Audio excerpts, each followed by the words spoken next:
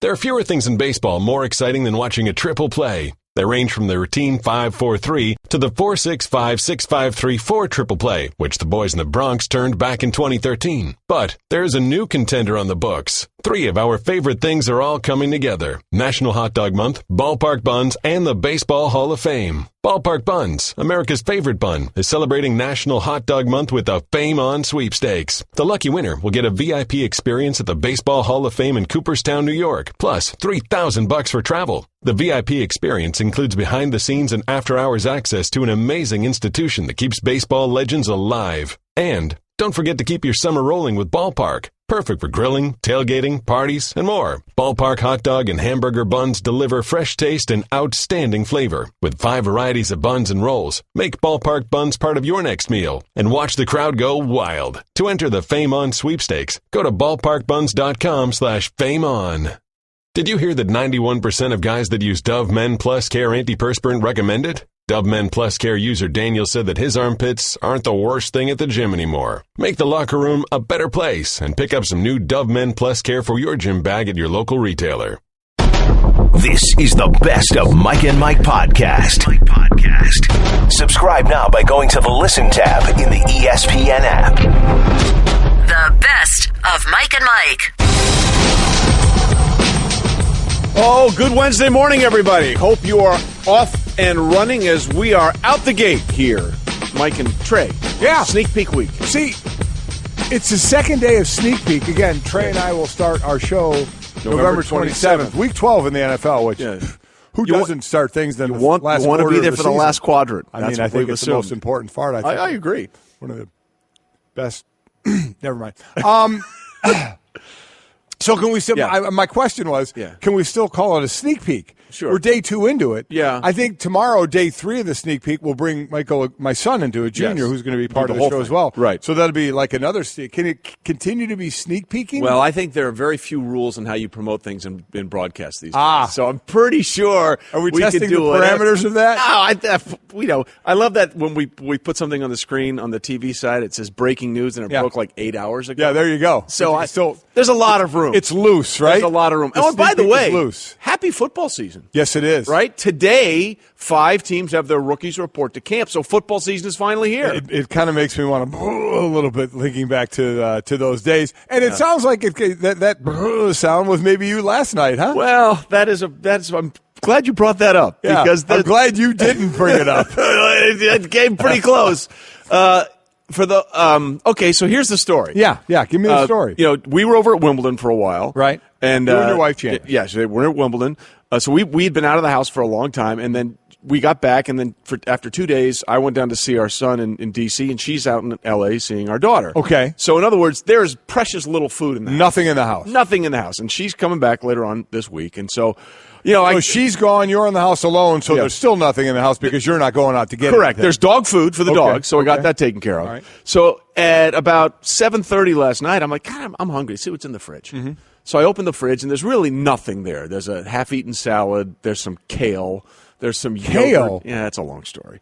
But then I see this half-wrapped sandwich, and I open up. It's an egg and cheese sandwich. It's an egg and cheese sandwich. Yeah, it's been in the fridge. Okay. And I'm like, I love egg and cheese sandwiches. Okay. So I started eating the egg and cheese sandwich. And then I started thinking, okay, how long has this sandwich been in the fridge? Yeah. Because we were gone for 2 weeks. Right. And then we didn't bring in any egg and cheese sandwiches. No, you into the didn't. house. So it predated you leaving. Then Correct. It comes down to how long did it predate it predating you leaving. Correct. Well, then we have a dog sitter that comes and stays in the house. Okay. The dogs were there. So I'm thinking maybe it's hers. But then I realized I don't think this is what she eats. Right. And then would she leave that in your fridge? I mean. And then I realized that Chap came home for 4th of July weekend. And it looks like something he would have eaten. Right. So now we're talking that egg and cheese sandwich has been in the fridge for about 14, 15 days. Okay. Is that, and Hembo is already starting to laugh here. And I mean, the sandwich was fine. It was cold, but it was whatever. So there was no funky taste to it at all? Well, not that I could tell. It might have been frozen out. Right. So, I mean, you heat it up in the microwave? No, I just ate it cold. You just pulled it? Okay. Just ate it cold. So then I'm starting to wonder, how long can an egg and cheese sandwich stay in the fridge and not turn? Yeah. How long before a fair it turns question. into just a petri dish that I'm now stuffing? That's a fair question because given that situation, I think I would have eaten it as well. I think I would have microwaved it a little bit, warmed it up. This is why the show is going to work. Yeah. This is why this show because one of us may not be here one day because of food poisoning? No, that we're both that stupid, and it doesn't matter. But you feel okay? I feel okay, although there were a couple times last night I was going, you thought, uh-oh. Just a little. Yeah. Was this the wrong move? Yeah, and I thought, this would be really bad if I had to call in and say, hey, sneak peek week, I got something else coming up. Good thing it couldn't have been a half ham and cheese sandwich. It had to be egg. Yeah, it was egg and cheese. It just sits so well over time. Well, that I don't know the answer to that. So let's tweet us on the 1-800-Flowers.com Twitter feed. How long can eggs sustain themselves after they've been cooked in the fridge? In the fridge. Yeah, because usually these things go through me pretty quickly. Obviously, 2 weeks since you seem to at least 2 weeks since you still seem to be okay. Well, okay's a relative term with me. from the food situation. Let's be honest, but I'm battling that with some good Cheribundi this morning. Of course you are, and there it is. Makes it in day 2 of Sneak Peek. Oh, Cheribundi's good for you. Makes it in day 2 of Sneak Peek week. Say that 10 times. Delicious and nutritious. Uh-huh. So, at any point today, if Mike suddenly is doing the show alone, I think we know why. We'll know the exact expiration date of an egg and cheese sandwich. Right, we got something here. According to stilltasty.com, 2 to 3 days in a fridge. Well, we passed that. Wow. 1 month in a freezer. Definitely freeze them if you want them to last more than a couple of days. However, freezer burn can be a significant factor if not properly sealed, and That's they will true. dry out in that time. That is true. Leaving their texture and flavor potentially undesirable. Whenever there's freezer burn of anything that I have in the freezer, I just throw it on the grill. Melts it off. That's probably true. All good. But again, the important thing there was I missed the 2 to 3 day timeline by about 12. By about 10 times. So we're testing our limits today, and we're delighted to be doing that. No, we're testing your limits That's today. Also it doesn't true. affect me one bit. Well, if I lose it here in the studio, we'll be testing your limits as well. That's exactly right. I think I'll be testing hers, and his. I'm going to everybody in the studio for those of us that are listening on radio. There you go. If at any point today, suddenly Mike is doing the show alone, we now know the reason. There you go. The professional disclaimer is out. And with that, we will seamlessly transition into the day. We're presented by Progressive Insurance, and all guests appear via the Shell Pencil or Performance line. So let's get rolling with Off the Top. Up the throat. That may either one of those things are very likely to happen. Off the top, so far so good. Yeah. Bryce Harper and Mike Trout each hit a home run in the first inning of the second career series meeting against each other. Harper finished the game 4 for 4. Yeah, and the Nationals won this game 4-3. I love how they do the measurement. Trout's went 448 feet. Bryce Harper just 405 feet. They both count as a home run. They're still over 400 feet. Is that where we're going now? How about this? The highest WAR in age 22 season or younger. These two guys, you want to talk about the stars. Yeah. Position players since 1900. Okay? Listen to the top 4. At number 4, 1917, Rogers Hornsby. 9-9. He was 21 years old. This is the WAR. 2000, number 3, Bryce Harper in 2015, 9-9. He was 22. Number 2, 1941, a guy named Ted Williams, 10-6 WAR. He was 22. And number 1 all time, 2012, Mike Trout, 10-8 when he was 20 years old. You want to talk about the young stars of the league, and they both go yard in the first inning of their game, won by the Nationals. Of course, WAR is that made-up stat that Hembo loves so much. He just absolutely. Wins against replacement? Yeah, wins against replacement. Well, who is the replacement? Well, it's a mythical figure we could put in. It's a mythical figure. That's kind of a lot of people thought about my football career. No, I actually saw you play. You did? I did. Were you impressed? I was. Okay. Absolutely. Mythical is Hembo's belief in the national pastime. That's what's mythical. All right, we move on and continue with. It's going to be fun. Off the Top.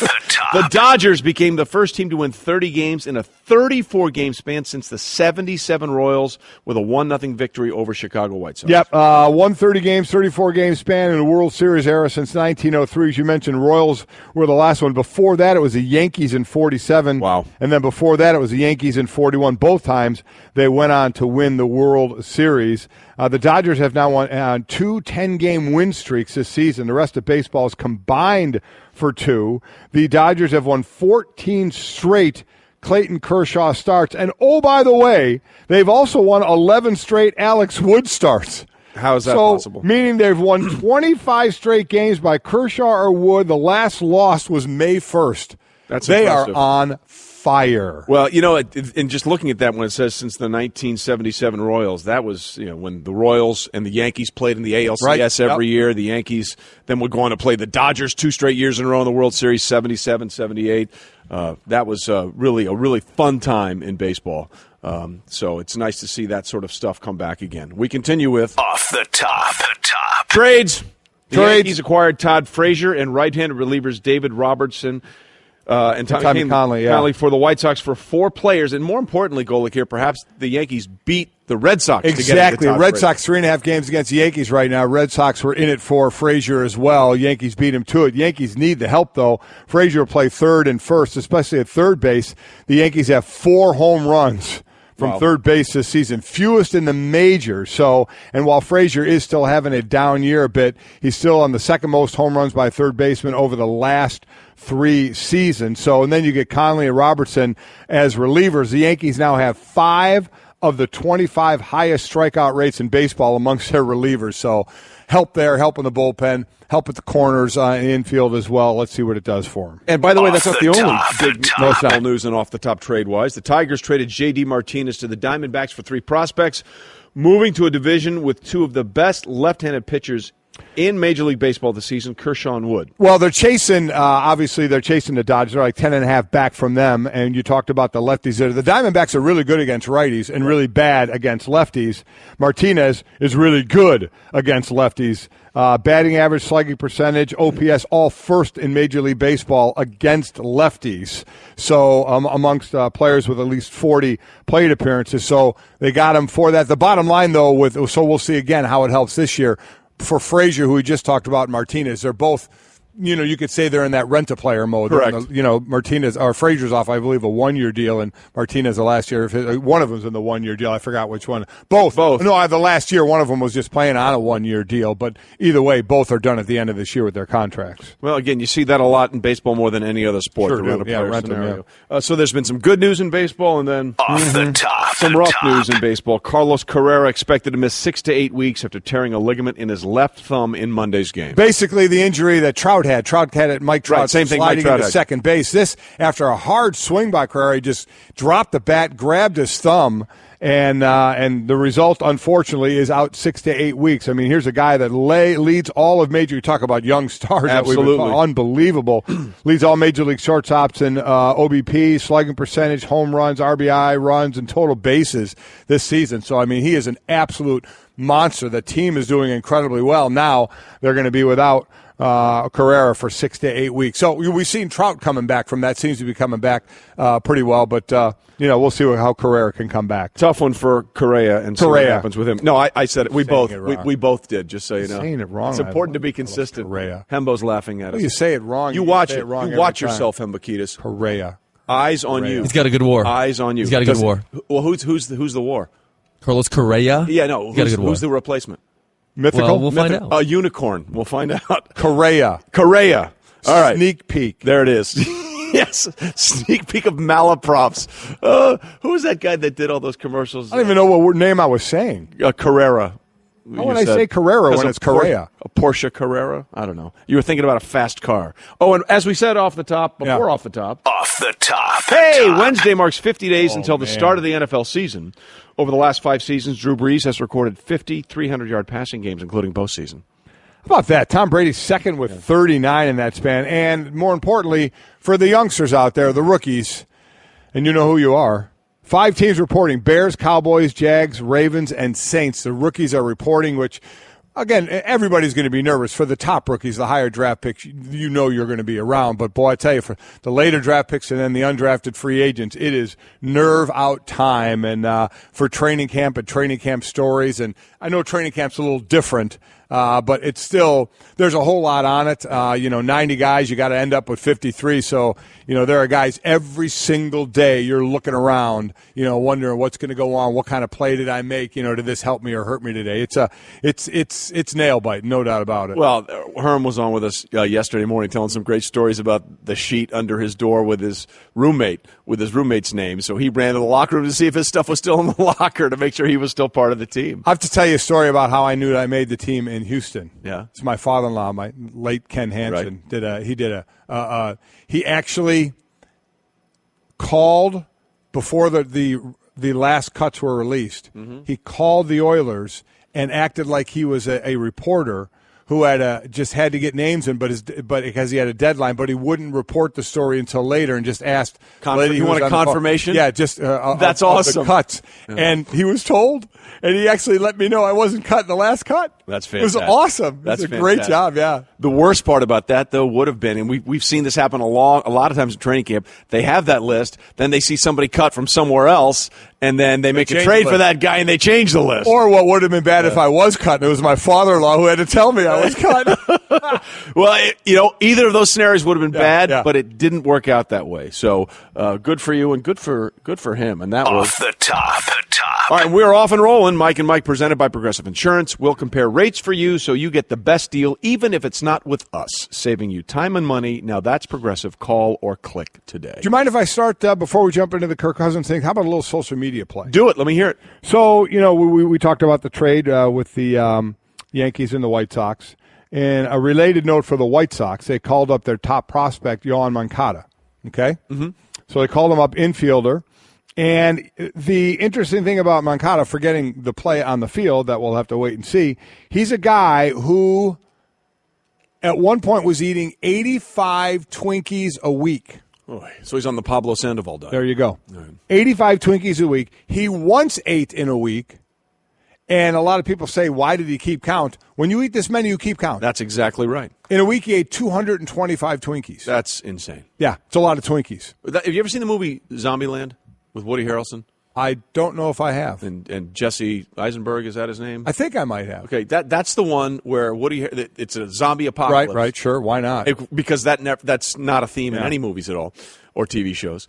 And he's so distraught because he wants to find the Twinkies before they're all gone. So they go through, basically they're trying to avoid the zombies, but every time there's a grocery store, they stop and look for Twinkies and run into more zombies. And aren't Twinkies one of those things that supposedly never go bad? Oh, yeah, they have a shelf life of about 4,648 years. If you found that in your fridge, you'd feel safe eating. I was about to say, a lot safer eating a Twinkie outside the fridge than what I ate in the fridge. The egg and cheese sandwich, which apparently I missed by 12 days. So at Mike and Mike, 1-800-Flowers.com Twitter feed, at Mike and Mike, Andrea is going to put up the question, what's your personal record for binge eating any certain type of junk food? And when we say junk food, we're going to give you a wide berth there. But we're not doing vegetables. We're not doing like kale. Thank you. Something like that. Because mine will be, and I'll tell the story a little later, was chicken wing, buffalo wings, chicken wings. That's not junk food. Well, okay, all right. We'll put it in the broad spectrum. Believe me, it's not health food. Well, to me, there's two categories. Yeah, there's health food and there's junk food. It's protein. Anybody saying wings is health food? Protein. Yeah, It's not protein. It's not deep fried. When it's lathered in the ranch. Absolutely, all good stuff. Butter. It's fine. So, what's your personal record for binge eating any certain type of junk food? Wide berth on junk food. Yeah. Hit us up at Mike and Mike. Thanks to Yohan Moncada doing 225 Twinkies in a week. That's a lot. And 85, and before that, 85 Twinkies he was averaging per week. That's unbelievable. Well, not only that, but I'm off to the line from Ghostbusters from Ernie Hudson. That's a big Twinkie.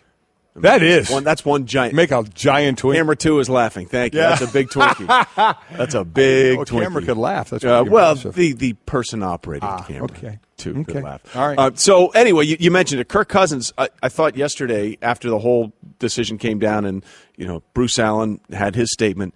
Kirk basically came out and said, "I want to wait and see how good this team is before I commit to them." And for people that don't understand or may have forgotten, they lost their top two wide receivers. Right, 2,000-yard receivers, yeah. First time ever.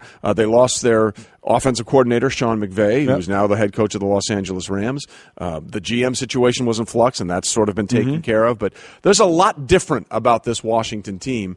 And it's very rare, Mike, that you find a player in the NFL that will dictate to the team, hey, show me you're good enough for my services. But isn't that what it's? I mean, we always talk about free agent. I know he wasn't a free agent, but he was negotiating. At the end of the day, he may end up being one, so he's kind of put in that position.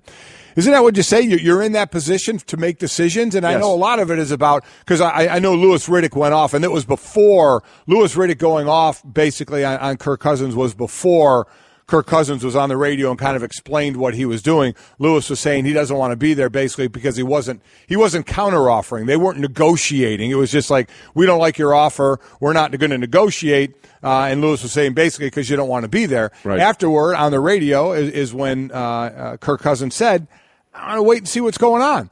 You know, what's wrong with that? Nothing. There's nothing wrong. That's what, it's about where you want to be, the amount of money you want to make, and the situation that you're in or a situation you're going to. What are you going to be doing? What kind of team are we going to have? Who am I throwing to? I don't think there's anything wrong with that at all. Look, there are so few times when an NFL player has leverage against the team, right, and leverage really against the system, which is the way it's set up. For him to be able to do this, I think it's tremendous, and I think that a lot of players would probably do the same thing. I mean, look, Kirk knows that one way or another, even if he stays in Washington and they transition him on a year-to-year basis, which they said, that they don't want to do, but he's fine with doing that. He's going to make north of $45 to $50 million over 2 years anyway. And if he had taken that long-term deal, basically that 6-year deal was a 2-year deal, and then 4 1-year contracts, basically not guaranteed. Right. So why would he tie himself to that situation in that team over that time frame when he could make more money by playing this 1 year on the tag and then go become a free agent and probably cross close to $100 million in guaranteed money? What gets interesting, though, is because you see, in all sports you can kind of certainly see it in basketball as well. What kind of team are we going to have around us that may dictate where a player wants to go? The difference in football is, and they could say back to him, well, you know what? A lot of the type of team you want to see, and you're saying you want to wait to see what we're going to do, is going to be tied to what we have to pay you. Yeah. So, and that's fair from the other side. So, wait a minute. If you're going to get all this money, that could hamper us in bringing players that we want to bring in to make this team better. We talked about that yesterday. Yep. When you get lucky to strike gold, especially, like you did in Seattle with Russell Wilson being the third rounder, and now in Dallas, while Zeke was a first rounder, but Dak Prescott being a fourth rounder, you get a couple of years of leeway before you have to pay that guy. And so in Washington, they're saying, listen, I mean, what kind of money are we going to have? Right. What kind of money are you going to take? Then what kind of money are we going to have to build around you? So I understand it from Cousins, has every right to ask that, but then that could be the answer from a team. Well, all depends on the type of money you take. Yeah. Which type of, then the kind of players that we can bring in. You're right, and we did talk about this yesterday. And again, I think both of our positions is pretty clear. Whatever a player can get in the NFL, yes, he should get, yes, because my goodness, the career is so short, and the risk of injury is so much. Career-threatening injury is so much more in the NFL than it is in any other situation. But we mentioned the Ravens with Joe Flacco since they paid him in that contract, and we mentioned even Drew Brees, first ballot Hall of Fame. It's not close, not a debate. One of the best we've ever seen. They're 7-9 the last 3 years. Right. They haven't made the playoffs because they have $30 million invested in one position, right, and then it's impossible. Again, the margin of error if you're going to pay a quarterback these kinds of dollars is so thin that if you have 1 or 2 misses in free agency, 1 or 2 drafts that don't work out, you're probably not going to be a very good team. And that's why you see what we talked about with Seattle, what they were able to do, what the Patriots are able to do with Tom Brady not being one of the highest paid quarterbacks. Yeah, and again, you shouldn't be. It's a shame you're in a league now where, hey, you want to be good? Take less money. Yeah, no. Hey, you want us to be able to get guys around you? Take less money. It's the only league where that happens. Everybody should be able to maximize, their earning potential. Which goes to the bigger point we kind of danced around but didn't get into yesterday. Does the NFL really need a salary cap? Yeah. Does it really need it? Because at the end of the day, unlike Major League Baseball, NHL, or NBA, the broadcast pie is the same. Right. It's the same. 32 teams are slicing up the money from ESPN, from Fox, from Evenly. NFL Network, Yep. from NBC. They're taking that money, and CBS, they're taking that money and they're getting it equal. Right. And that's people can talk about ticket prices and concessions and parking and all that stuff. None of that matters. Nope. 1/100th as much as the broadcast money each team gets. That's the basis of where they do almost everything. The best of Mike and Mike. 9-time major champion and 3-time open champion Gary Player now joins us on the Shell Pennzoil Performance line, taking synthetic motor oil performance to a whole new level. Make the switch to Pennzoil Synthetics today. Gary, first and foremost, welcome into the program. Delighted to have you. How excited are you that Open Week is here? Very excited, Mike and Trey. This is my 62nd time that I've been here, and I played in 46 straight, which is a record, and it's an absolute thrill because this is such a different tournament than any other tournament in the world. If you think historically what has occurred in it and how old it is and the type of golf courses they play, the links, which are my favorite, where you hit a ball up against the face of the lip and you've got to play out backwards. It tests whether you're a man or not. You have so much adversity in this tournament. And then also you can play in the morning and play in lousy weather, and a guy plays in the afternoon and he plays in perfect weather. And I want to elaborate on that. I went to watch one of my sporting heroes, Federer, play at Wimbledon, and I was sitting there thinking, he's playing in the final, but he's playing against an opponent, same conditions, 100%. Whereas when we tee off in the final day here, there's 70 guys playing, and you have all kinds of weather conditions and bunkers that are not raked and different speed greens from morning to afternoon. So golf is a very fascinating game when you think about it. Gary Player won the Open Championship 1959, 1968, 1974. Of the majors out there, and I'm sure, golfers are human. You get nervous before things. The butterflies get going. Which one of the majors gets your heart pumping the most going to that first tee box on the first day? I think the British Open, because you just know, you guys are talking about old Tom and young Tom, and you think of how old this tournament is, and if you really study the Open, it's remarkable. I want to tell you one of the most amazing things that I've seen and read in my life. Bobby Jones won the British Open in 1927 at St Andrews with a walking stick as a shaft and frying pan basically as a face of a club with no grooves and a ball that went 100 yards less than now, and they never changed the flags. They kept the pins the same the whole week. Can you imagine that? And they didn't have mowers to cut the green short, and they had daisies on the fairways, and this guy shot 285. I refrain. Not this guy, this most educated, greatest gentleman that ever played golf. Gary Player with us now, and we're talking about the Open Championship. And Gary, if you forgive me, I have to tell you a personal story that you may or may not remember. Before I got here to ESPN, I was working in St. Louis, and you came to open up a golf course in St. Louis, which ironically was called Tappa Wingo, and my last name is Wingo. Right. We went out and actually met on the golf course that day as you were developing it and played it that day. So it was a delight to be with you out there that day. It's a delight to be talking to you again today. It sounds a little bit like the wind is picking up at Birkdale. What are the elements looking like this weekend? Well, so far the birds are walking, and looks like it's going to be rainy this afternoon. But, of course, this is only Wednesday. But, the wind and the rain does usually blow at this golf course. I must say I love playing in the wind. I wish I could have had the glove. They make a glove today that you put on when the grip is wet. You can hold on without slipping. We never had grips like that. But I love playing in the wind, and it's going to be a fascinating tournament. I think Jordan Spieth, the best putter in the world, if he can, he always talks about using his B game and his C game. If he can come out with his B game, I think he'll go close to winning. Ricky Fowler's been knocking at the door.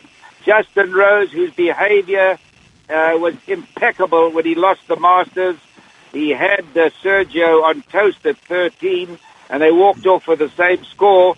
So he lost, and I've been second at Augusta 3 times, so I know what it feels like. It stays with you forever, and he behaves so well. And, a guy like, there are a host of them that can get in there and win the tournament. I'd like to see McIlroy play well. He's missed the cut 3 times. I've never really seen that of a top player ever in my life, but he could come back with a vengeance. Very open. Always remember this. It's the man who putts well, not the man who hits the ball a long way. I'm so tired of hearing about length. Tiger Woods and Phil Mickelson were not the best drivers of a ball in the world. They were number 1 repeatedly because they were focused and tried and had a great mind and were geniuses from 100 yards in. 9-time major champ Gary Player joining us here. 3 Open championships, 3 Masters, 2 PGAs, and 1 U.S. Open. To get to putting, you obviously have to get to the green. And we mentioned the weather of the Open and how bad it can get. When most of us are playing and the weather gets that bad, we put the clubs back in the bag and take it to the clubhouse. Well, you guys have to go keep playing. So take us there a little bit more. When the weather gets really bad and you're out there playing, just how much it can change your game and how difficult it can be to play in that windy, rainy weather. I always try to make a comparison like a trade. I always said to myself, well, for example, people in India or in certain villages are just, you cannot believe how they're living. Or the people, if you look at Syria, if you look at people coming on a boat and drowning. I always said there's so many serious things, and it put my mind at rest and made me just try a little harder. Because when you're poor like I was as a young kid, you learn to try on every single shot. I would much rather finish second last than last. I never teed up against Nicholas and ever thought he could beat me. I always stood on that first tee, and I believed I could beat him. The mind is the big thing. I played him in the World Match Play Championship in London twice on a long, wet golf course. And I beat him 6-4, 5-4, and all the newspapers unanimously said he beat me. But they didn't know what was in my mind. And this is what wins tournaments. Let's just go back to that phenomenal player, Tiger Woods. If you ever watched his mind when he was playing, was the most perfect example to watch. Jack Nicklaus had this great mind. Ben Hogan had it. There are a host of Bobby Jones had it. You've got to have that special mind. That's the thing. But ultimately, if you get on that first tee and you don't believe you can win, or you feel sorry for yourself, or you think you're entitled to anything, you're not entitled to a damn thing in this life. Boy, you're exactly right, and we were just talking about that with Tiger, Gary, before we brought you on, and how everybody's labeled as the next Tiger. There's never going to be another guy like Tiger. To see him grind out to 129, 130 straight cuts made was really the most accomplished thing. Forget the majors that I think he ever gave us as a golf fan. He never quit, and anybody that's picked up a golf club knows how difficult it is, because it's one thing to stripe him on the range. It's another thing completely to go out there and tell yourself, avoid that bunker, look out for that tree on the left, don't hit it too far to put it in the creek, and then find the fairway. That's where the game separates itself from those of us that are just hacks and the guys that come out there and compete like you do. But you have a couple of really impressive things on your resume. You are the world's most traveled athlete, dating back to your days in the 50s, going everywhere from South Africa to play and compete across the world. But at 81, you might be the best octogenarian in shape anywhere. We played the video on the show yesterday of you doing the backflip off your boat with your family on a holiday. And first of all, kudos to you. Absolutely. That was tremendous. But what would you say to people that want to be in shape like you? Well, first of all, I was choking like a dog. That boat. I'm nearly 82, a few months ago, and here I'm doing a backflip. I said, oh, boy. But all my young grandchildren, I've got 15 American grandchildren. They're all shouting in the American accent, go for it, Baba, go for it. So I had to go for it. But anyway, the big thing is, you've got to understand, most people don't worry about their bodies. They don't worry about what they eat. They don't look after themselves. They don't exercise. It is easier to get a camel through the eye of a needle than to get people to do exercises and eat properly. Healthcare systems are doomed. I can tell you in 50, 60 years' time, there'll be no such thing as healthcare. The people will be so sick, so ill, unless they find some miracle drug of some kind. But honestly, if you think America, the greatest country on the planet, is going to have probably 100 million diabetics in 40 years' time, and 40 years' time goes very quickly, how is healthcare going to pay for it? Mothers are not worrying about their children being obese. Schools are not giving them the right amount of exercise. The school I went to in South Africa, you had to go running, you had to swim, you had to play cricket or baseball, you had to do something. They insisted on you keeping in shape and exercise, being happy, and the big thing is the less you eat, the longer you live. And that's not the way people are living in the world today. You've got to have a good breakfast, a good lunch, and no dinner or just a handful of salad or vegetables or something. You don't put gas in your car when you park it in the garage at night. No, you're exactly right. And listen, for anybody that hasn't followed Gary's entire career, he posted pictures during the Masters as he was watching the Masters, working out as he was watching the final weekend on an exercise ball lifting weights. So, Gary, cool. You're an inspiration on the golf course. You are certainly an inspiration to all of us to just stay active. I believe his line is rest is rust. We appreciate you being with us. Enjoy the championships. It's one of my favorite events ever to cover, and always a delight to talk to you, Gary. Thanks so much for being with us this morning. Gary. And God bless America. No, thank you, Gary Player. He's the greatest, man. You don't put gas in the car to park it in the garage. He's unbelievable. Put a lot of gas in my car before I parked it in the bed. Thank God I didn't tell him about the egg sandwich fiasco. That would have been bad. But, that day in St. Louis, he was awesome. He's like, Trey, come over here. Let me show you how to do that. I mean, it was unbelievable. It was great. And I love this tournament. I love this tournament because I think it humanizes the golfers more than anything else when it gets into bad weather. I love seeing them struggle. Is that bad? No. Listen, they make everything look so easy out there. So when they're faced with adversity and you have to deal with it, that's when it's awesome. Yep. You want to see the best in the world have to grind absolutely a little bit. Right. And believe me, you will unless the U.S. Open kind of bummed me out. Yeah, it was a birdie fest. Yeah. It was a birdie fest. That's what makes the Open Championship so great. You will be tested in every aspect of your game, including the mental part of it.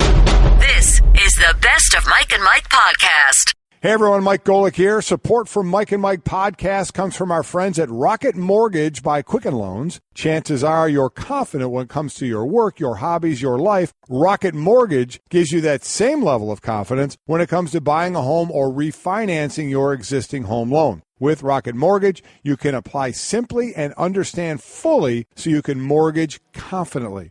To get started, go to rocketmortgage.com/Mikes. Equal housing lender, licensed in all 50 states, NMLSconsumeraccess.org number 3030.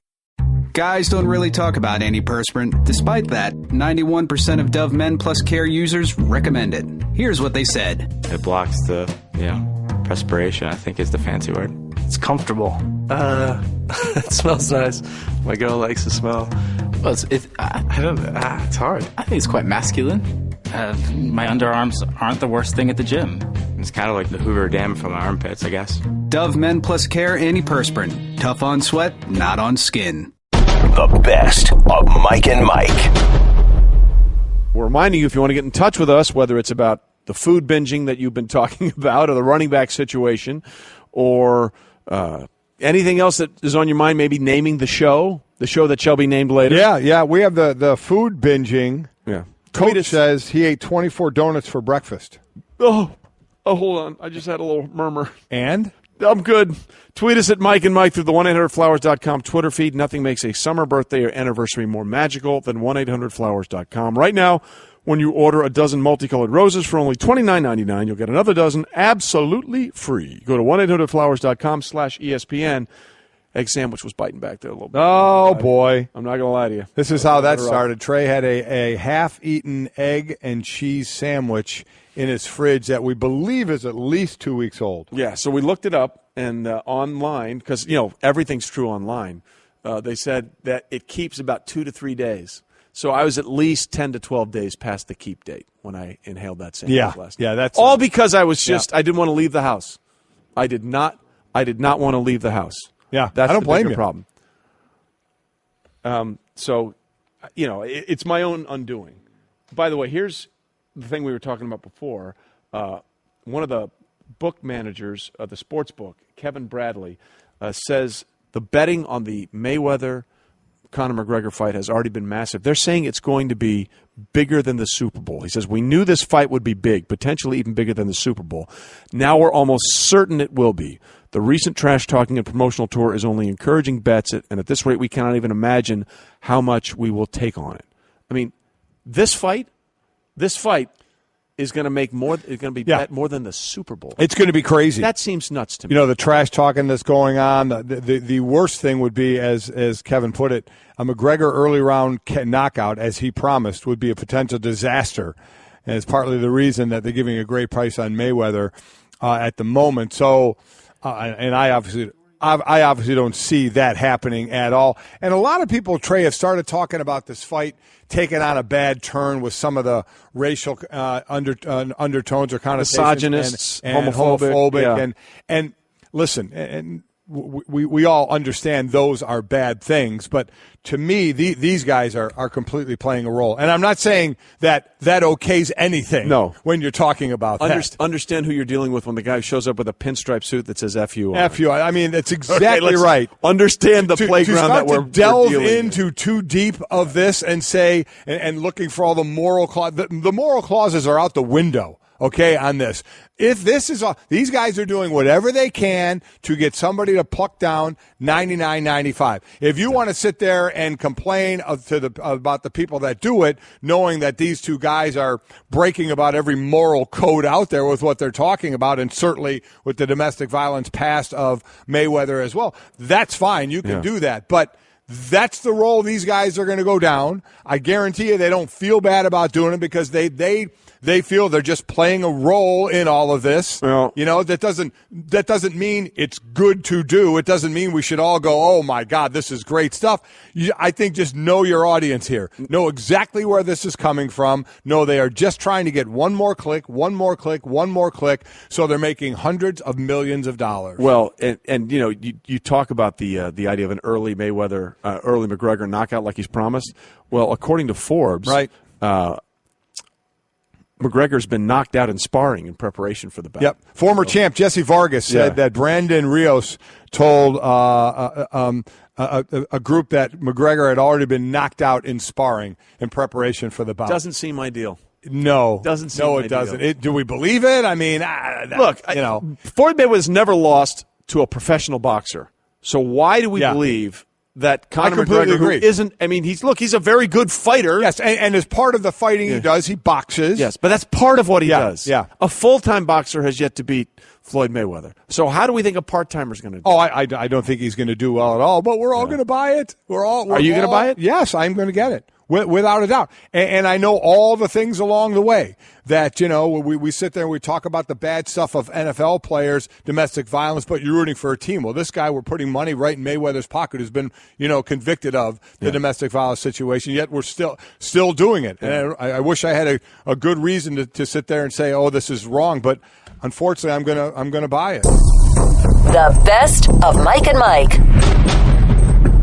All right, we roll on here on Mike and Trey and Mike, Golic and Wingo, Wingos and Golic, however chicken you want wings, to whatever. Figure out something. Later this fall, November 27th, it'll all be official. Yeah. We're officially delighted. Yes, we are. Delighted to welcome in LSU head coach Ed Orgeron into the studios now. He joins us in studio giving us a straight talk, brought to you by Straight Talk Wireless. Best phones, best networks, no contracts. All right, before we get into substantive stuff. Yes. I don't know if you noticed, as you were coming into the studio, we played what we call an in-bump here on the TV side, and it was basically your players sort of having a little fun at your expense with the voice. Yeah. Does that ever get old for you? No, I love it. It's respect. We like one big family, one team, one heartbeat. God, it's fantastic. I got to ask. If you had a coach's voice, that would be a coach's voice. It's just awesome. Out of Central Cast. For the people listening on radio, Coach is in a great suit with a beautiful purple tie. And how much do you not want to be in a suit and coat and tie? I love representing LSU. I know, but there's purple sweat gear too. There's no question, and that's soon going to happen. Come July 30, we're going to be in sweats and we're going to be in practice gear and ready to go. Well, we are all about every day is casual. Yes, Friday we are. Here on Yes, this it show. is. So without question. I just want you to know, whenever you are here, we're welcome. You dress as you want. Yes. Thank you. Okay, we are not about it. We are a little more casual than most operations. How going back to, we know of you being, when you were the interim coach in USC, then the interim coach at LSU, and so many of us, when LSU was then going to hire a coach, were like, man, they got the guy right there. Exactly. They got the guy right there, and everybody wondered, are they going to go out for this person or that person? And we thought, finally, a team did the right thing. They just hired the guy that everybody thinks can get the job done. Did you think you had that, or did you think, again, you were going to get bypassed? I felt all along it was going to be tight. I knew we had to win. We had to produce because the expectations of LSU are high. I had a great relationship with Joe Leva. He told me the truth the whole way, and all the way up to the end, we were in it. I didn't know if we were going to get it towards the end, but we did. What did that mean to you when you finally got it? Hey, it's yours. Yeah, I thank God. He had a plan to bring me back home to represent the people from Louisiana. I felt that I'm ready with my interim stint at USC and at LSU. I'm ready to represent the Tigers in a great way. And one of the first things that you did, and I love, and I think obviously not only alumni love, but former players, is you wanted to get them back in the fold. And sometimes that's an issue when new coaches come in. Sometimes the former players get forgotten, and you wanted to make sure you brought them back in the fold. Why was that so important to you? Well, the alumni are powerful, as you know. We have a great tradition. We have some great players that played at LSU. I love having them around. They have a wealth of knowledge.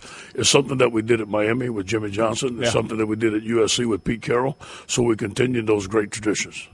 One of the things that's going to be interesting this year is watching running back Derek Geis. Obviously, he had a chance to play when Leonard Fournette chose not to play in the bowl game for a variety of reasons to get him ready for the draft.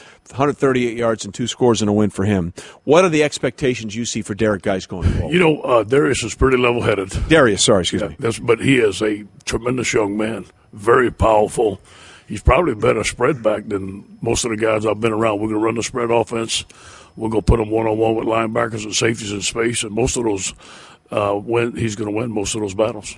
It's the one thing about LSU, and that I guess was the head scratcher, and followed Les Miles, the previous coach, a bit, was the athletic ability of the players you get at LSU is just incredible. You see them go on to the next level, and it was always like, okay, they should be able to win more. Now there is Alabama in the SEC, which stops a lot of people. But is in recruiting LSU? Is it still? I mean, the athletic ends it mostly a lot in state. I know as well. You know, we're very fortunate. We have one of the best states in the country to recruit Louisiana, and if we get the best players in Louisiana to come to LSU, we're going to win many championships. But one of the things that you mentioned when we took over, Steve Ensminger did a great job. We went to the spread offense. We put our playmakers in space and gave them the ball. The first time we were coaches at LSU, we broke a school record for most yards. So it's evident that you can give the ball to the playmakers in space and have success. The players obviously knew you because you were there as assistant. Then the interim coach said they knew you. So when you became the head coach, did you do anything different? Did you open all the spots up? It wasn't like there's because players kind of know who has what spot where, but is it open competition everywhere? How did you approach it when you became the head man? Yes, we did. The competition was open on every spot, and we wanted to make Tuesday and Wednesdays harder than we could do on Saturdays. We changed the practice schedule. We practiced shorter. We practiced more intense, and the guys bought into it. Well, one of the things that's been interesting is watching the SEC be such a dominant football conference over a decade, really, in college football. But then you had Florida State win, and then you had Clemson win. And Jimbo Fisher has now come out there and says he believes that the ACC is the conference of record and the best conference for college football in the entire game. What's your opinion on that? Having been a bunch of conferences and a bunch of schools, I believe the differences in the SEC is the players, especially their front seven. It's hard to match those guys. I think you have more number one draft choices coming out of the SEC than any conference, and I think it's still the best conference in the United States. Yeah, I don't think it's tough to get a lot of argument on that. And when you say SEC, everybody always says Alabama. There's no way you can just look at one team. I don't think you play them until November, so it doesn't matter until then. Let's start hyping it now. But I mean, right now. But is it fair to say SEC? You say Alabama first, and then everybody is shooting for Alabama? Well, you have to give them credit. They're the benchmark. They've done a great job, and they won most of the conferences in the last couple of years. But, we're LSU. We're going to be what LSU wants to be, and LSU has won championships before. What's the biggest difference in the teams that have been on the field for LSU in the last few years and the team that will go on the field this year? What can LSU fans expect to look different? Energy. I think we're going to play with energy. We're going to play excitement the way Charlie Mack's team played. I grew up watching LSU football. I know how the defense played, the excitement. We're going to be a spread offense, totally spread. We won't have a fullback in the backfield, so it's going to be different. We got a new special team system. I think that we're going to be more creative on special teams and be a lot better there. Is the spread, is that going? It's pretty much in a lot of places now anyway. Is that where colleges are? And then we always talk about the transfer from a college player to the NFL, but you don't have to worry about that. That's not your job to worry about that. But it does seem that that's the way in college football now? I think you have to do it because it scores points. It's like basketball on grass, and you have to keep up. Yeah, well, it's interesting because that spread offense, one of the things that's been really consistent with LSU the last few years, wide receivers will get drafted and defenders will get drafted all over the place. Right. Quarterback, has been a little bit of an issue the last couple of years. What do you think about Danny Etling going forward? He's recovering from that back surgery. Yeah. What do we expect the quarterback play to be like at LSU this year? I really like Danny. I think Danny's a gamer. He's gotten better in the Matt's offense. We had a quarterback competition. We kept it alive. We're going to keep it alive throughout the fall camp. We're going to give everybody a chance. Miles Brennan is a young man that we recruited. We haven't seen him in practice yet. We're going to give him a chance to compete, decide who's the starting quarterback. Let me say something to you. Danny thrives in competition. I think he's going to be an excellent quarterback if he is our starter. How long do you wait? I've always the quarterback question, right. Because it's different than any other position. And to me is, and obviously I think to a coach, the sooner you find out, the better, because at some point the other 10 guys need to know who's in that huddle and who's leading. So do you have a date set in mind that you said, I got to have my starter by this time so we can really start to get cohesive? That's a good question, Mike. Right now, Danny's our starter, and nobody's beating him out, and everybody knows that. If we would have played today, Danny would be a starter. Until somebody beats him out, it's his job. And the back's okay. He's come back from it. That's the one thing a coach can control is how a player can come back from an injury. Yes, he's healthy. Obviously we can't see him throw in the summer, but he says he's about 90%. Danny's a battle. He's a fighter. He's somebody you love in the huddle. Well, listen, you see LSU players get drafted, especially on the defensive side, every year.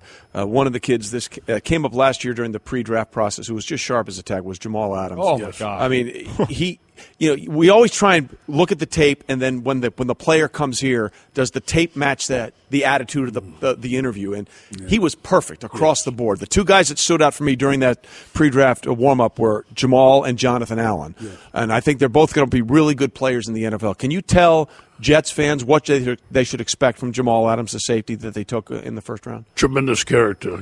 Typical of LSU recruiting. We go out of state to get potential first-round draft picks. His daddy played for the New York Giants. Yep. Great parents, great support system. Jamal was never on the list of missing any class, any disciplinary action. He was a team leader.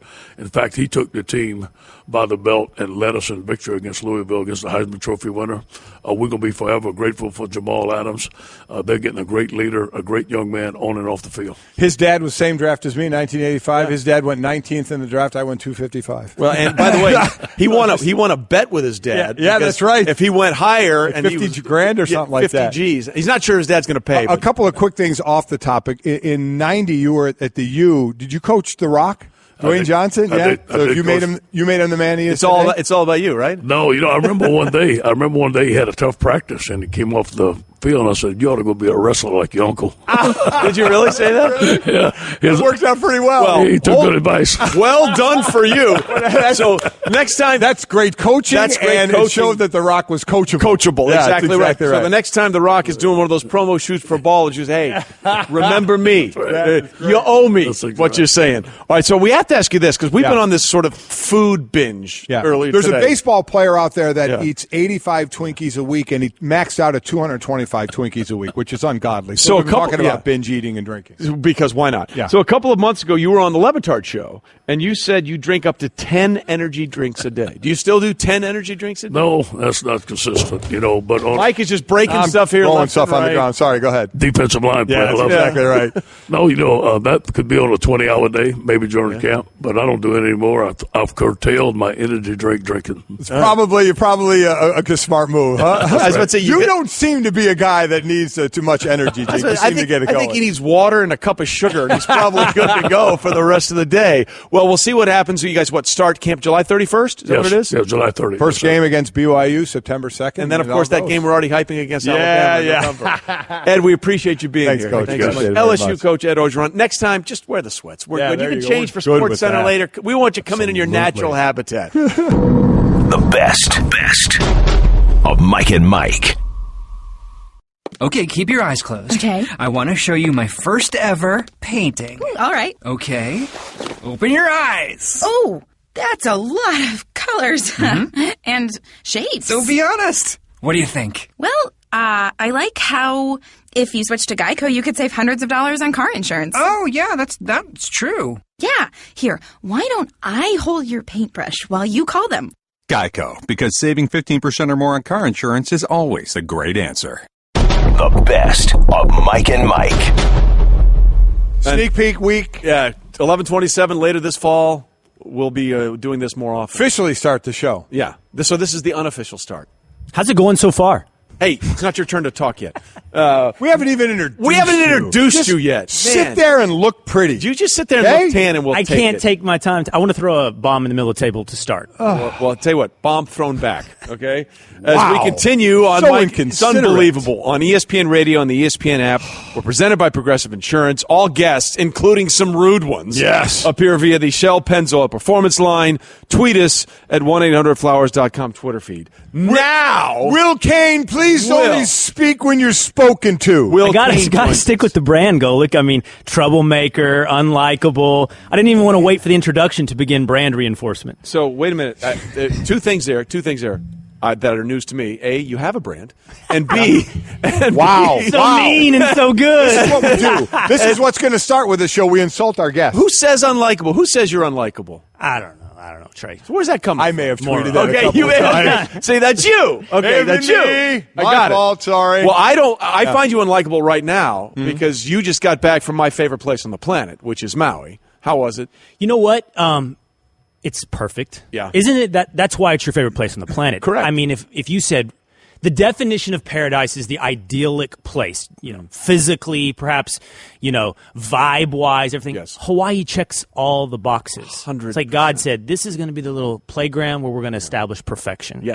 Yes, Hawaii you're is that. exactly right. Now, have you ever? Now you go every summer, you say, right? I don't want to talk about it. Okay, because you're here, you're back Because already. I'm an everyman. I'm from a small town in Texas. I'm not going to, Talk about his excursions and stuff. Why are you doing that to the guy? Get over it. Yeah. You ought to go back in whale season. Have you ever done a whale season? You know what? I never have. It's a totally different experience. And that little area It's right great. there between Lanai, Molokai, and Maui supposedly is just filled with thousands of whales. It's their little breeding ground of perfection. Correct. In line with that paradise, Yes. the whales seem to think The so, whales too. know where to go. This is fascinating. They grow by the whales grow by 11. I'm all in on the whales. They grow by 11% every. It's like whale soup out there. Let's get Like, back to literally. that 2-week-old sandwich goal. No, let's go back to the whales. Oh, by the way, you're right. You're a common man. So where do you park your private plane? Oh, is it wow. is it Kapalua Airport or Wow. you're flying a commercial into Maui? Holy smokes. Hey, we're moving. Well, it's like uncomfortable topic. He we'll really move on. is. He'd loosen a tie if he had one on. If he had one on, but he doesn't. Which is why we like him. Which is why we didn't think he was unlikable. Okay, so where do you want to go first? By the way, you're giving us the straight talk. Just so you know, brought to you by Straight Talk Wireless. Best phones, best networks, no contracts. Where do you want to start? I want to start with this quarterback list. This quarterback list of the modern era. So the list put together, according to Mike Sandos on ESPN.com, the top 10 quarterbacks from 1978 on. And he lists them, again, 1 to 10, Tom Brady, Peyton Manning, Joe Montana, John Elway, Aaron Rodgers, Dan Marino, Brett Favre, Steve Young, Drew Brees, Dan Fouts. Trey and I threw out Jim Kelly, Troy Aikman, Warren Moon, not on that list. So what do you think of that list? I guess start right at the top. Would Tom Brady be number one? I'm still battling with him and Joe Montana. Really? I am. Because I'm not going – listen, I understand Super Bowl wins and such, but there's the how do you play? How do you play even if your team loses? That's why, Marino never won a Super Bowl, but I played with the guy, played against the guy. I know how he plays. I know he's an all-time great quarterback. So I'm not just looking at the fact that, you have 5 Super Bowls. I get it, but early on in those Super Bowls, it was more of a defensive-led team. So I try to look a little more into it, and I guess the question comes down to because it's a modern era. I've seen all these guys play. I played against a number of these guys as well. And if I had a Super Bowl and I had to name a starting quarterback, I'm not sure if I'd go Brady or Montana. I don't know if I'm not still leaning toward Joe Montana. Well, I did not play against any of these guys. I confirm. saw most of them in my lifetime live. And I used to struggle with the same thing you're struggling with now, Montana over Brady. However, I think it's unassailable now. I think it's clear that Brady is the greatest quarterback of all time, whether we take into account rings, stats, longevity, leadership, none of which, by the way, on those abstract qualities is Montana lacking. Right. It's just that Brady has so far exceeded everyone's expectation, not just for himself, but what we can demand of other human beings on those levels. And so Tom Brady, to me, is the greatest quarterback of all time. I'm sorry, that's not far enough. Tom Brady is the greatest football player of all time, regardless of position. He has mastered the sport in a way no other person has. So you take him over people will say Jim Brown. People will say Jerry Rice because he's so far above wide receivers. You say Tom Brady's the best of all time. In an all-time fantasy draft, Tom Brady has to be the number one. Would you have pick. Montana number 2? I would. I would put Montana above Manning. Which is interesting because you would have number 1 a 6th-round pick and number 2 a 3rd-round pick. Well, before you get to any number 1 picks overall in the draft. That's pretty wild. Well, that's the interesting thing because both felt like they had something to prove. I do have to say I disagree with something being unassailable, which means everyone else is 100% Did not wrong. know what that you were word right was at all. I just kind I like things being assailed. I want you to assail me, Trey, but in the end, I will be 100% you're asking right. the right person. I'd like you to speak at the level that this show is accustomed to. That's what I'd like. By the way, while we're at it, so self-awareness is a completely underrated quality. One of my favorite guys is this guy named Gary Vaynerchuk, who's a social media guru. He talks about self-awareness being something we should all strive for. It's actually probably the trampoline upon which you can succeed. You can't ever, exceed reality unless you first recognize it. I'm a homer for the Dallas Cowboys. That is my self-awareness. I was born and raised in Sherman, Texas, an hour outside of Dallas. My first memory of having real emotion is Dwight Clark catching with Stickum on his hands a touchdown in the back of the end zone from Joe Montana over at Too Tall Jones. That was thrown away. That was supposed tough. to be a throwaway. Wait, did you like the with Stickum on his hands? It was allowed. I know my homerism. But to think that Troy Aikman is not a top 10 quarterback since 1978 seems egregious. Okay, who comes off the list? That's all the right. thing. You well, put first of all, someone can on? we just move him up to 11 by putting him over Kurt Warner? Can we at least do that without any argument? I would have those 10 and the 3 we named all ahead of Yeah, Kurt because they Warner. have Warner at 11, tied with who? Someone else at 11. I have not seen Roethlisberger. Right. And then comes Aikman. I think Aikman deserves to be above Fouts, Breeze. No one's going to like this. Everyone's going to get mad at me. Favre. I think 3 Super Bowl rings says a ton. And you can talk about the quality of the offensive line, the quality of the team around you. But you can't take away those 3 rings. You're right. Those teams were wonderful, and those teams contributed to all of that. This is the assailable part of your argument, if you will. Okay. I agree with you. No one is a bigger fan of Troy Aikman than me. I think people have come at me and look at his numbers when he had this, and I'm like, well, shocking. He was a better player when he had better teammates. That's kind of the way it works. But you can't judge that by the Super Bowl rings won, because then you're telling me that a quarterback is the reason a team wins a Super Bowl. And just the main reason. No, he's not the main reason. Let's go back to the last 2 Super Bowls that Tom Brady has won, okay? And that the Tom Brady's team has won. If Malcolm Butler doesn't make that interception, they don't win that one. If Dante Hightower doesn't have a strip sack fumble that changes the game with 7:30 to go, they don't win that one. So the last 2 Super Bowls won by Tom Brady, more importantly, won by the Patriots, would not be there if it weren't for 2 defensive players making unbelievable plays when it mattered most. Did Tom contribute mightily? Absolutely he did. But the idea that a quarterback wins you a Super Bowl is the most assailable fact or assailable statement of all time. Okay, so it's completely incorrect. As long as we're assailing each other. Oh, boy. I did not say that a quarterback wins a Super Bowl on his own. I did not say that a quarterback by himself no, but you just is used, enough. Hold on. You took hold on. You just used the reason Brace for debate. Aikman. No, we're not doing that. I think we are. You're just not labeling it. I'm not a labeler. I don't believe in labels. You just used the argument for Aikman, not his play, but his Super Bowl rings. You just did that. I am making the argument the single biggest differentiating factor on a football field is the man playing quarterback. That's true. You can take the field, is what you just did. You said, give me Malcolm Butler's interception. Give me offensive line play. What I said was you can't make the argument for Troy being better than these guys based on the fact that he has 3 rings. That's what you cannot do. Because that's illogical. I think it's a very heavily weighted piece of evidence. And you're right, it's not enough on its own. But on the other hand, neither are stats. Neither are... You are correct. You are absolutely correct. It's how you yards. play in the moment. You're exactly right. Yeah. You're 100% correct. It's just the idea, and we went on this with Elway. Everybody changed on John Elway because of the last 2 Super Bowls that he won. Really courtesy of Mark Schlereth, if you think about it. Well, he didn't win one before Schlereth showed up. His stat line in that first Super Bowl win was very eerily similar to Peyton Manning's stat line in Super Bowl 50 when he won his second, thus flipping the narrative for many people, which is hogwash, because that's not why they won that game. So you have to understand the quality of the play, not based on the outcome of the game. That's what I'm saying. And that's the subjective quality. Correct. There you go. Which my subjective account says it's unassailable that Troy Aikman is a top 10 quarterback. See, there you go. Okay to be wrong. That's the beauty. I'm glad that you're wrong. But that's the beauty of lists. Wait, Trey. He's not top 10 over since 1978. No, I'm not saying that. No, I'm not saying that. What I'm saying is I don't think you can make the argument based on the fact that his team with the greatest line of all time, the greatest rusher in the history the greatest rusher in the history of the NFL in terms of yards. The only player besides Tom Brady with 5 Super Bowl rings, Charles Haley, playing on defense along with Deion Sanders and a bunch of other players. So what he's saying is he agrees he's top 10, but doesn't agree with your reasons for Correct. being And he's top very 10. passionate about Correct. that Yes, reason he not is. being. Well, it's a stickler with me. Wins and losses and championships are not a quarterback stat. They're not a quarterback stat. They're not. Okay, onward we move. Is that cool? We get everything out of our system? Just want to say one thing. Steve Young retired in 1999 as the all-time leader in completion percentage, passer rating,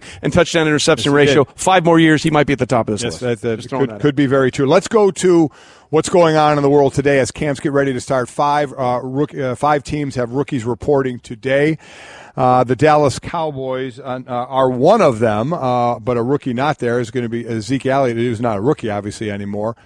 Are you personally concerned about him? Are you concerned about his situation? Should Dallas Cowboy fans and his teammates be concerned about the road he's kind of going down? Yeah, I mean, I like to answer questions, Mike, just like you asked them. And you asked me, am I concerned? I'm absolutely concerned. I think Zeke is line stepping, right? He is testing the limits of his accountability. Nothing he has done, or at least at this point been proven to have done, is egregious. I mean, he went 100 miles an hour in a 70-mile-an-hour zone. Not good, Zeke, 3 o'clock in the afternoon. Yeah. You know that road. I know that road. The busy road. That's not like a lonely dirt road in Dallas. That's a heavily trafficked road. It's a tollway. People seem to think the rules don't apply on a tollway for some reason. I know. Isn't that fascinating? They really do. If I pay to get on this road, and I can drive the however speed limit I want. doesn't matter. Except I know guys who used to throw in like buttons into the toll bucket and go through. So, but anyway, continue. The bar fight, we're still waiting to see the details on that. Was he taking up for a woman? I mean, assault and fights are really, honestly, never, at least legally, the answer. But so far, here's what I would say. Yes, I'm concerned, Mike. I am concerned. But I don't think anything right now warrants a suspension for Ezekiel Elliott. I don't understand the policy under which the NFL would suspend Ezekiel Elliott at this point. They've had a year-long investigation going, and I don't understand how you can be on super secret probation for a year while details accumulate on apparently multiple different incidents, and somehow you take the totality to say, 1 or 2 games. That's not how it should work. Well, that's been the biggest issue with the DV policy since the whole Ray Rice situation. We still don't have a clear idea how the NFL handles that. You're right. That's the bigger issue. But the suspension, I don't think, has anything related to these last 2 incidents. That suspension was looming, according to Adam Schefter, potential suspension, we should say, based on the investigation that's still ongoing. And it's been going on far too long. And if that's the case, far too long. If that's the case, wrap it up already. If this 1 or 2 game suspension is tied to that, we know the NFL baseline is 6 games. What does 1 or 2 have to do with anything? See, this is where, in my opinion, the NFL got in trouble by coming out with the policy and saying 6 games. They said that loudly as the headline, but then under mitigating circumstances. Mitigating circumstances, it could be less. If it's worse, it could be more.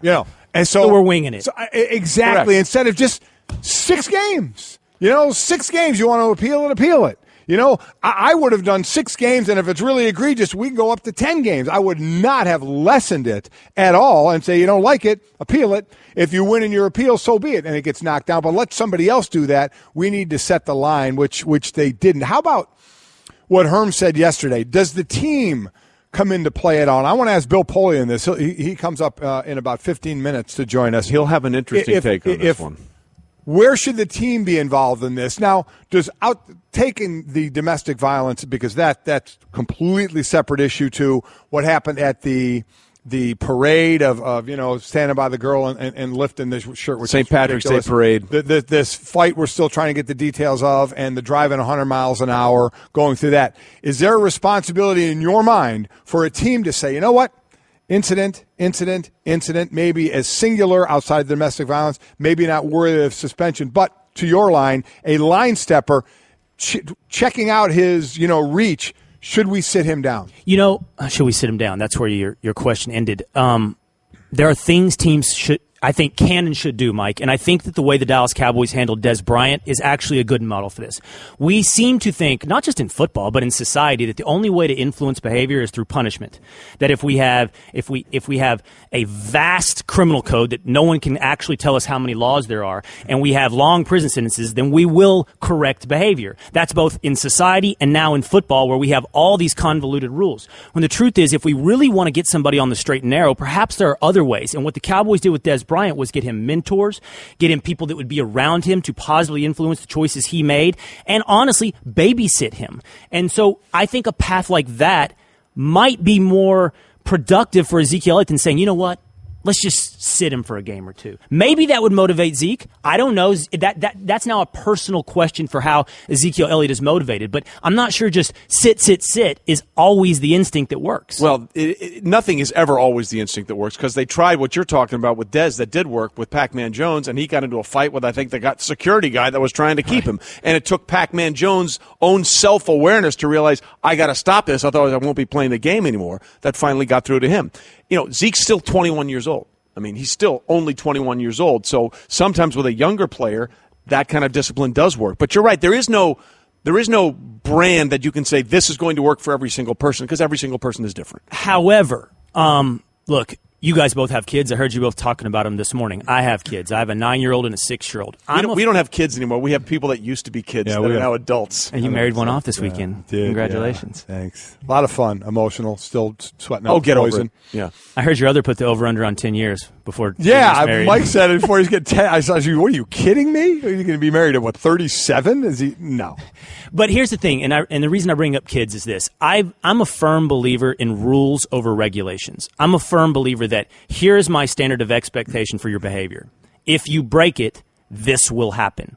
If it remains muddy, if it's constant little corrections along the way where either the child or the player doesn't know what is expected of him, if it's a laundry list of regulations that we must adhere to, you allow for wiggle room, you allow for misunderstanding. You should have hard rules that everyone understands, and the punishment should be clear following from those rules.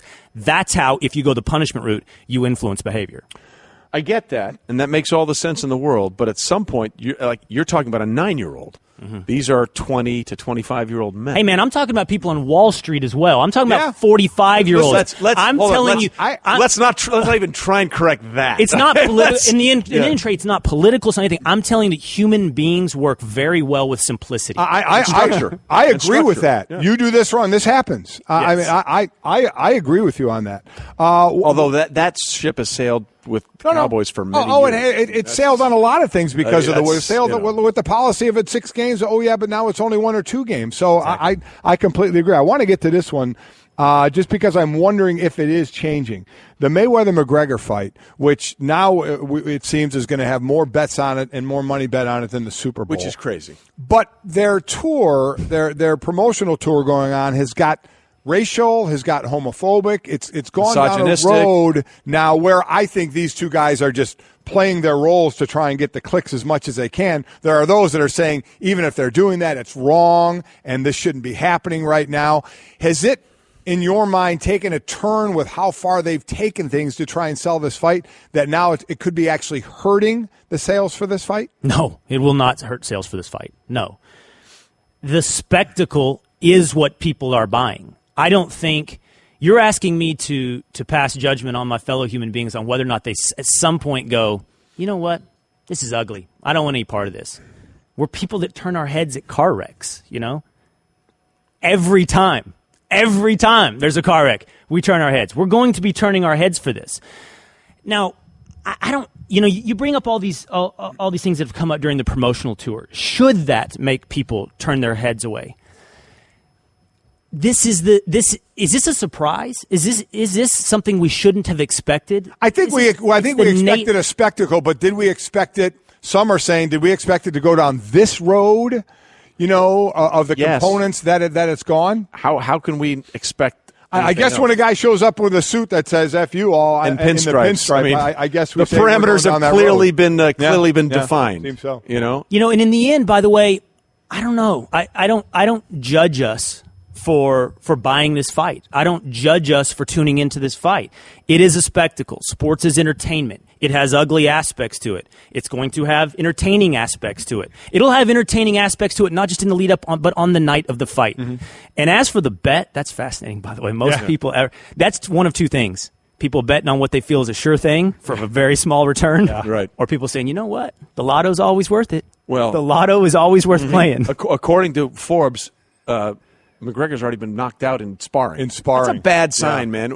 And he's a part-time boxer. I get it. He's boxed in the past, but that's not his milieu, his genre, his strength right now. He's going up against a guy who's the best, maybe the best defensive fighter of all time. Maybe the best defensive fighter of all time. And a real, actual full-time boxer has never beaten him. But you want to see it still, right? Oh, I'm not so. He's not so much. sure he's getting. Really? I am. No. Oh yeah, I am. Well, I'm in. Just let me. I'm absolutely happy in. for both of you. You know what he's going to do? He's going to go to somebody's house and not chip in. Is what he's going to try do. to get the highlights. And I'm just saying, there's always a way around things. There's always a way around things. Just like there's always a way you around denying that you flew your private jet to Maui. And there's always a way around for you to actually debate me, but reject the idea that you're embracing debate. No, I'm not embracing debate. I felt like I had to. You two are fun to listen to. I felt it was a spiritual calling more than anything else. We appreciate you being with us. Thanks for having me, Appreciate fellas. the Hawaii tan. Next time, let me know and I'll hop on the back. Hey, the tan's on the unprofessional side, right? Like you show up from vacation, there's a level at which you say, that's a little unprofessional. No, I don't. Oh, hell no. Hell no. Absolutely not. You wear that tan with pride. I go to the point where I have no tan lines. Baked. Okay, hold on. How do we like that one? That's treating me worse than the egg sandwich. I'm not gonna lie to you. Oh, someone save me from myself and my partner. Well, none in Maui, thank goodness. You're listening to the best of Mike and Mike. Ladies and gentlemen, as I always call him, the Commander-in-Chief. Yes. Bill Polian joins us in studio, giving us the Straight Talk, brought to you by Straight Talk Wireless. Best phones, best networks, no contracts. There is really... I mean, I could sit and talk to you about these four topics that I want for the next hour and a half. Yes, we could. Unfortunately, we will run out of time. Yes, we will. But there's so many I want to get to. And I guess the first thing is the idea of what Kirk Cousins has basically said to the team, which is, I'm good. I want to see if you're good. That's an unusual dynamic for a player to have in the NFL these days, yes? Well, it is, but this is an unusual situation. Correct. It's a keep in mind, and Mike knows this full well because he played under another system. Before Plan B. The system itself governs what goes on, the salary cap. So it's a pure business decision governed by a collectively bargained system. That's point one. So the question of whether or not Kirk Cousins is as good as player X, Y, or Z is irrelevant. Correct. Means nothing. So now what has Kirk Cousins gotten out of these two tags? He's gotten generational wealth. Right? Yes, Correct. for about $45 million. Exactly right. And he's a smart guy. So that's going to be handed down to his grandchildren and perhaps beyond. And he certainly never has to work another day in his life unless he chooses to.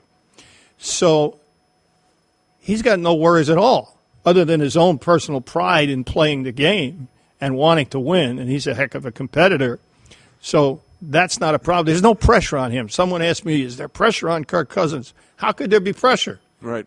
You work for a living to feed your family. He's fed his family for generations. There's no pressure. It's fun now. So he can sit back and say, well, okay, I'm not quite ready to consider what you're offering. I want some time to do that. And I'll take some time after the season to do it. On the Redskins' part, they paid market rate for a quarterback without any long-term liability. That's what long-term contracts give you, is liability at the back end. So they're in perfect shape. Now, is there a marriage at the end of the season? Well, certainly the Redskins showed the framework for that. And I believe what's reported is close to true. There's no reason not to believe it. That's exactly right. So all that has to happen for a long-term deal is to increase the guarantees in some form over time. Right. And the Redskins will take on some long-term liability, and Kirk's people will give them the structure that helps them on the cap, and you got a deal. Also, Kirk may say, well, I want to see what else is out there, i.e. San Francisco or somewhere else. So he's got that right to do it. He's in the driver's seat. Now, what the Redskins have to do, and the good news is that Bruce Allen is the best in the league at doing this, is formulate a strategy if Kirk says, I want to go on the market. Do they put the transition tag on him? Which would be like 34? 28. And then the tag would be 34. That's what it is. And have the right to match, in which case it would be match and trade, very probably. Right. And they may do that, but Bruce has the whole season to think about that. So this is the best of all possible worlds. The Redskins have a good starting quarterback. The quarterback is making generational money. The Redskins had the opportunity to strategically plan for his departure if that's what comes about.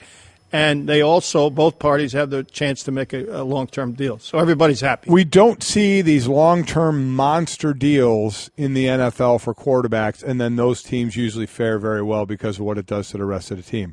Derek Carr may be a situation down the road. Now, they don't have to pay Amari Cooper yet or Khalil Mack, but when they do, that's when kind of the blank hits rubber the fan. meets the road. So I prefer blank hitting the fan. Yeah, but that's neither here nor there. How difficult is that? Because you don't want a guy to have to mute what he can make, but it's also easy for a GM to say, all right, you take all this money. I mean, we're going to have a whole lot of trouble building a team around you. There's that fine line of how that gets worked through. That's the rough part for the GM. That's the rough part. You have to, basically speaking, you can pay market rate to between 10 and 12 players. If you do that, including the quarterback, if you do that, the rest of your team are minimum salary guys, basically. And that's what the real successful teams have done over time, including what we did in Indianapolis, including to some degree what the Patriots do. So the bottom line is that's the way the system works. The question is, how do you for the general manager, A, who do you pay, and B, how do you fill in the blanks at the other positions? Well, do you think, I'm sorry, Trey, do you think when the next negotiation comes up, this system will be different after it? I think that the union will drive hard to up the rookie salaries, and I think the management will fight hard to keep that system. There'll be some tweaks in that system. I can see some areas where you could tweak it and have it still be fair for management. The rest of it, listen, the salary cap's $170 million. Now, they're going to be rank and file players. If Booger were here, he'd tell you limit the quarterbacks, limit the stars, so there's more for us. Well, that's an internal union argument. Right. As far as there's management, a lot of us. Yeah, that's exactly right. You were one of them. Yeah.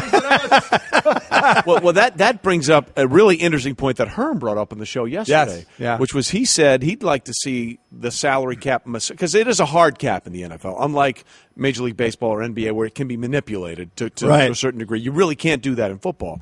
He brought the suggestion designating one player.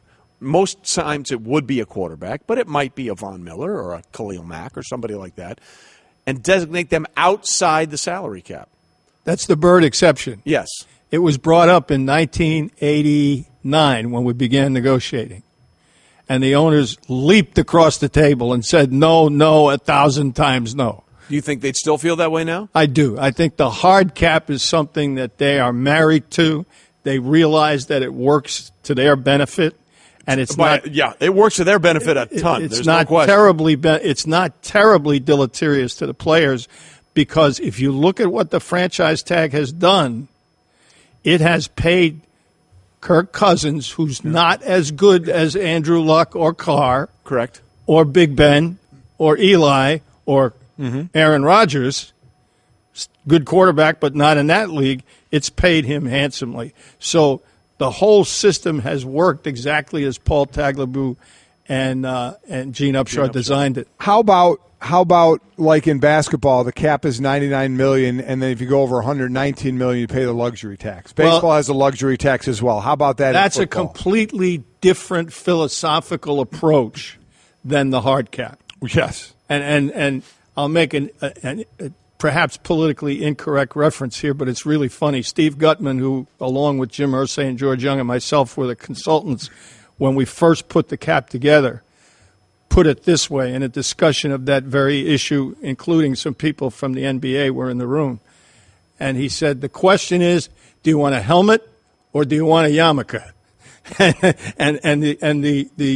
The management council chose to go for a helmet, a hard cap, and it's worked exceptionally well. And I don't think that the luxury tax, that was we examined that. You did. The owners didn't think that was in their best interest. All right. Well, look, let's be clear about one thing. If it's not in the owner's best interest, it's not going to happen. And it's going to have all the power. Then They it's going do. to be up to the players of how long they can last, and we've seen that. I was part of it in '87. Yeah, if you were an owner, why would you want to change the system? No, I agree with that. So it would be up to the players to really fight that, and that's going to be a hard when fight. you know your career is so short in the NFL Right. to begin with. But I would love, Bill, to see a more partnered relationship between the NFL owners and the NFLPA. I mean, one of the things that's really interesting in the NBA is how well Adam Silver seems to work with the owners and the players together to provide a true partnership where they both seem invested. It does seem at times that the NFL and the NFLPA are always just ramming heads. Well, the last agreement in 11 was contentious because it included a lockout, and it included some things that, particularly the 10-year term, that were quite out of the ordinary. Yes. And the players themselves look back now and say, boy, I wish we hadn't done that, and I wish we hadn't anticipated, we'd better anticipated the explosion of television. Well, that's just great negotiating on Roger Goodell's part.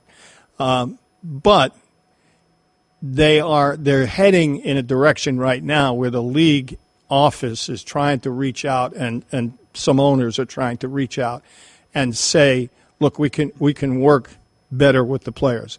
The players' input has always been accepted by the competition committee. There's more of it now, and they did make some changes that were requested by the players. That's generally always been true, but they're making more of an attempt now. The rules with celebration is an attempt to reach out to the players and say, look, we want you to be yourselves. We want you to promote yourself. There are old fogies like me that are probably not in favor of it, but the league is reaching out and saying, hey, we'll go in your direction. So the strategy clearly is, as they approach the next negotiation, which is probably 4 years away, can we make some agreements in the short run, that leads up to a more cooperative atmosphere in the long run. A lot of that is the two lead negotiators. Roger is certainly making an attempt. I don't know where D. Smith is, very honestly. Yeah, it would be nice if they could get some agreement before that time comes. I want just a minute or two on this before we have to let you go. The Zeke Elliott situation, in a broader sense. Zeke, as Will Kane was in here, kind of line stepping. Where's the accountability of taking the domestic violence thing out of it, the other things that are going on? We're seeing a list of things. Where in your mind is the responsibility, as Herm Edwards sat here yesterday and told us of times, he called the league and said, I got this one. I'm going to sit the guy. In your mind, when you were with teams and you talked to coaches, where were you guys with that of saying we need to sit a guy and not wait for the league to do something?